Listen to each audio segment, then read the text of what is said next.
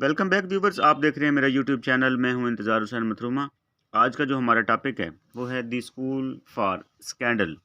इसकी समरी। इस ड्रामे में शेरिडन ने आला तबका में पाई जाने वाली माशरती खराबियों और शख्सी कमज़ोरियों पर तनकीद की है।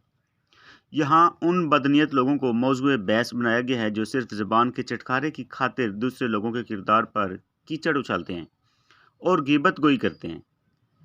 लेडी स्नीयरवेल ऐसी ही एक औरत है जिसने लोगों को बदनाम करने का स्कूल खोल रखा है।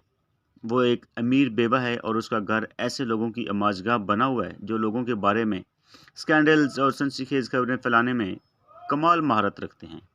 खेल के आगाज़ में ही हमें लेडी स्नीयरवेल की बदनीयत होने का पता चल जाता है जब वो अपने मुलाजिम स्नेक को अपने एतमाद में लेती है।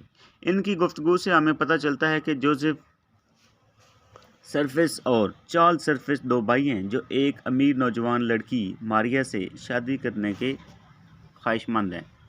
इनकी गुफ्तगू से हमें यह भी पता चलता है कि लेडी स्नीयरवेल खुद चार्ल्स को पसंद करती है और उससे शादी करना चाहती है। इसलिए वो दूसरे भाई जोसेफ से मिलकर एक साजिश कर रही है ताकि चार्ल्स और मारिया की शादी रुकवाई जा सके। मारिया का बाप फौत हो चुका है और वो अपने सरपरस्त सर पीटर टीजल की यहाँ परवरिश पा रही है। मारिया खुद चार्ल्स को पसंद करती है जबकि इसका सरपरस्त सर पीटर इसकी शादी जोसेफ से करना चाहता है जो उसके ख्याल में एक नेक नौजवान है। ताहम लेडी स्नीयरवेल जोसेफ के असली चेहरे से खूब वाकिफ़ है। इसे मालूम है कि वो एक चालाक, मुनाफिक और खुदगर्ज इंसान है।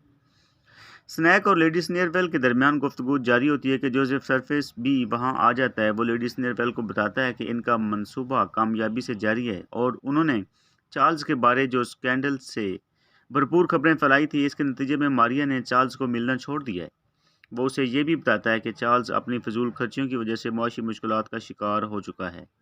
लेडी स्नीयरवेल जोसेफ को बताती है कि इसने इनके इस मंसूबे के हवाले से स्नैक को एतमाद में लिया है और इसे तमाम तफसीलात से आगाह कर दिया है। जोसेफ उसे बताता है कि ये उसने अब अच्छा नहीं किया क्योंकि स्नैक इनके ख़ानदानी मुलाजिम रौले का दोस्त रहा है। इसी दौरान मारिया भी वहाँ आ जाती है। वो लेडी स्नीयरवेल को बताती है कि वो यहाँ इसलिए आई है क्योंकि सर बेंजामिन बैकबाइट अपने चचा मिस्टर क्रैबट्री के साथ इसके सरपरस्त की रिहाइशगाह पर आए हुए हैं। जो चूँकि ये दोनों चचा भतीजा दोनों पर कीचड़ उछाल कर मज़ा लेते हैं, इसलिए वो इनकी गुफ्तगू से बचने के लिए यहाँ चली आई है। बेंजामिन बैकबाइट भी मारिया से मोहब्बत का दावेदार है, ताहम मारिया उसे पसंद नहीं करती। इसी दौरान मिसेस कैंडोर भी वहाँ आ जाती है जो लेडी स्नीयरवेल, बेंजामिन बैकबाइट और क्रैबट्री की तरह स्कैंडल्स फैलाने और बनाने की शौकीन है। कुछ देर बाद सर बेंजामिन और इसका चचा मिस्टर क्रैबट्री भी वहाँ पहुँच जाते हैं और यूं सब मिलकर दूसरे लोगों की गिबत करते हैं और इनके बारे में स्कैंडल्स फैलाते हैं। ताहम मारिया इनकी गुफ्तगू का हिस्सा नहीं बनती। सर पीटर टीजल जो मारिया का सरपरस्त है, इसने बुढ़ापे में एक नौजवान औरत से शादी कर ली है जिसने उसके नाक में दम कर रखा है, उसको तंग किया हुआ है। अगरचे इसने एक देहाती लड़की से शादी की थी जिसका ताल्लुक एक गरीब घराने से था, लेकिन शादी के बाद मिसेस टीजल ने शहरी फैशनेबल औरतों की अतवार अपना लिए हैं और इनकी तरफ फजूल खर्ची करती है। इस बात पर सर पीटर इससे लड़ता है। सर पीटर अपनी इन्हीं इर्तवाजी मिसाइल के बारे में खुद कलामी कर रहा होता है कि रौले जोसेफ और चार्ल्स के वालिद का मुलाजिम होता है। उसे आकर बताता है कि सर ओलिवर सरफेस लंदन पहुंच चुका है। सर ओलिवर सरफेस जोसेफ और चार्ल्स का चचा है जो 16 साल मशरकी ममालिक में क़याम पजीर रहा है और अब वापस इंग्लिस्तान लौट आया है। सर पीटर ये खबर सुनकर बहुत खुश होता है कि उसका दोस्त वापस आ चुका है। रौले के जाने के बाद सर पीटर और लेडी टीजल फिर झगड़ा करना स्टार्ट कर देते हैं। सर पीटर लेडी टीजल को इसकी फिजूल खर्ची पर टोकता है, लेकिन लेडी टीजल इसकी बात मानने से इनकार कर देती है और लेडी स्नीयरवेल के यहाँ जाने की तैयारी करती है। सर पीटर उसे लेडी स्नीयरवेल जैसे लोगों से मिलने से भी रोकता है, लेकिन टीजल को इनमें कोई खामी नज़र नहीं आती। वो लेडी स्नीयरवेल के यहाँ रवाना हो जाती है और सर पीटर को भी वहाँ आने का कहती है। लेडी स्नीयरवेल के यहाँ तमाम ग्रुप जमा हैं जिसमें सारे लोग हैं जो उनके दोस्त होते हैं। ये सब लोग गिबत गोई और स्कैंडल पर मबनी गुफ्तगू करते हैं। इसी दौरान सर पीटर भी वहाँ आ जाता है, लेकिन वो इस गैर महज़ब गुफ्तगू को सुनकर परेशान हो जाता है और कुछ देर बाद वहाँ से चला जाता है। इसी दौरान जोसेफ को मौका मिल जाता है और वो मारिया से इज़हार मोहब्बत कर देता है। तहम मारिया इसके साथ सर्द मैरी से पेश आती है। अभी जोसेफ का इज़हार मोहब्बत जारी होता है कि लेडी टीजल भी वहाँ आ जाती है। वो मारिया को वहाँ से भेज देती है और जोसेफ से पूछती है कि क्या हो रहा है। जोसेफ इसको मुतमईन करने की कोशिश करता है लेकिन लेडी टीजल उस पर बरस पड़ती है। दरअसल जोसेफ लेडी टीजल से भी इज़हार उल्फत करता रहा था और इसका मकसद ये था कि इस तरह लेडी टीजल इसकी मारिया से शादी पर इतराज़ नहीं करेगी। लेकिन अब वो एक नई मुश्किल से दो चार हो गया था क्योंकि लेडी टीजल उसे अपना महबूब समझती है, इसलिए वो उसे मारिया के साथ देखकर गुस्से में आ गई।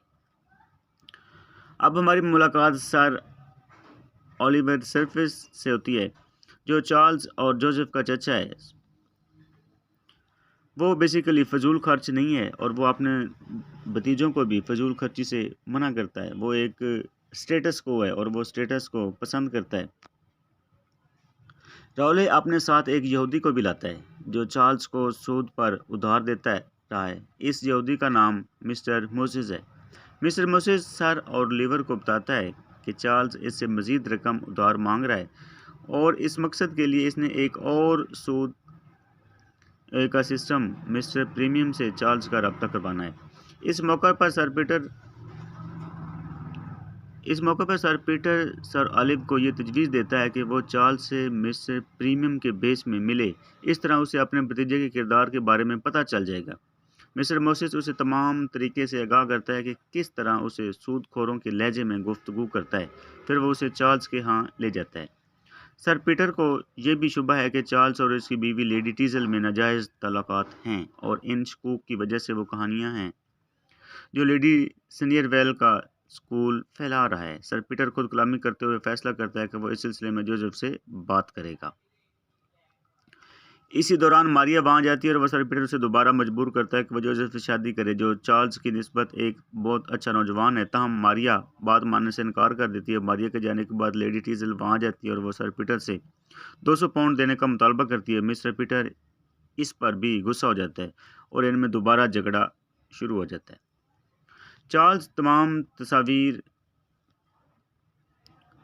सर ओलिवर मिस्टर प्रीमियम किए हाँ फ़रोख्त कर देता है, लेकिन वो सर ओलिवर की पोर्ट्रेट फ़रोख्त नहीं करता, अगरचे सर ओलिवर उससे तमाम दूसरी तस्वीरें फ़रोख्त कर देता है। उसके साथ जोसेफ अपने घर में लेडी टीजल का बड़ी बेकरारी से मुंतज़िर है क्योंकि लेडी टीजल ने उसके यहाँ आने का वादा किया था। वो अपने मुलाजिम से कहता है कि वो खिड़की के आगे पर्दा खींच दे क्योंकि वो नहीं चाहता कि उसके हमसाये को पता चले कि इसके घर में क्या हो रहा है।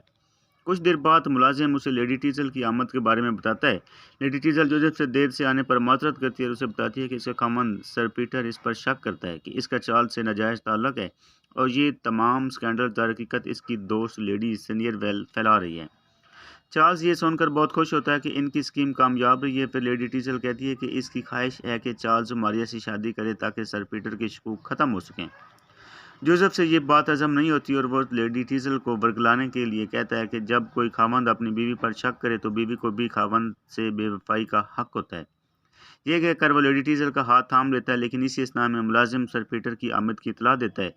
लेडी टीजल अपने खावंद की आमद का सुनकर घबरा जाती है और वो पर्दे के पीछे छुप जाती है। सर पीटर जोसेफ से अपनी बीवी और चार्ल्स के नाजायज़ तलाक पर बात करता है, लेकिन जोसेफ उसे यकीन दिलाने की कोशिश करता है कि ऐसा मुमकिन नहीं है, ऐसी कोई बात नहीं है। इसी असना में मुलाजिम आकर ये खबर देता है कि जोसेफ का भाई चार्ल्स उसे मिलने आया है। जोसेफ सर पीटर की मौजूदगी में उसे से मिलने से हिचकिचाहट का मुजाहरा करता है, लेकिन सर पीटर तजवीज़ देता है कि उसे चार्ल्स को मिलकर लेडी टीजल से ताल्लुक़ के बारे में वजाहत लेनी चाहिए और वह खुद कमरे में छुपकर उनकी गुफ्तगू सुनने लग जाता है। जब चार्ल्स आता है तो जोसेफ उससे लेडी टीजल के हवाले से सवाल करता है। चार्ल्स उसे यकीन दिलाता है कि इसका लेडी टीजल से ऐसे कोई ताल्लुक़ नहीं है, बल्कि वो कहता है कि उसे समझ नहीं आती कि सर पीटर इस पर ऐसा शक क्यों करते हैं। इसी दौरान मुलाजिम आकर बताता है कि लेडी सनीरवेल आई है। जोसेफ नहीं चाहता होता कि वो भी वहाँ आए, चुनांचे वो उसे रोकने के लिए कुछ देर के लिए बाहर जाता है। इसी असना में सर पीटर चार्ल्स को बताता है कि इस पर्दे के पीछे जोसेफ की महबूबा एक जनाना टोपियाँ बनाने वाली फ्रेंच औरत है। चार्ल्स तजस्सुस के मारे पर्दा हटाता है तो वहाँ लेडी टीजल को देखकर चार्ल्स और सर पीटर हैरान रह जाते हैं। इन पर जोसेफ की मकारी और मुनाफ़क़त का पर्दा चाक होता है। जोसेफ अपनी पोजीशन वाज़ेह करने की कोशिश करता है, लेकिन टीज़ल इसकी तमाम कोशिश नाकाम बनाती है और इसकी मकारी का मुनाफ़क़त सब पर वाज़ेह कर देती है। चुनांचे इसने तमाम गुफ्तगू सुन ली थी और इसलिए वो सर पीटर भी शुक्रिया अदा करती है जो इससे हकीकी मोहब्बत करता है।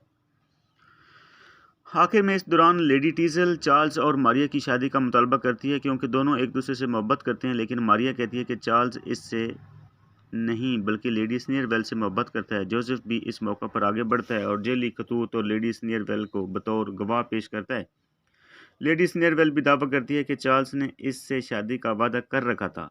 चार्ल्स ये तमाम सूरत हाल देखकर परेशान हो जाता है। लेडी स्नीयरवेल अपने दावा के सबूत के लिए स्नैक को बतौर गवाह बुलाती है, लेकिन सूरत हाल अक्सर बदल जाती है जब स्नैक तमाम साजिश का भांडा फोड़ देता है और सच सच सब कुछ बता देता है, क्योंकि उसे जोसेफ और लेडी स्नीयरवेल से मिलने वाली रकम से दुगनी रकम बतौर रिश्वत रौले अदा कर देता है।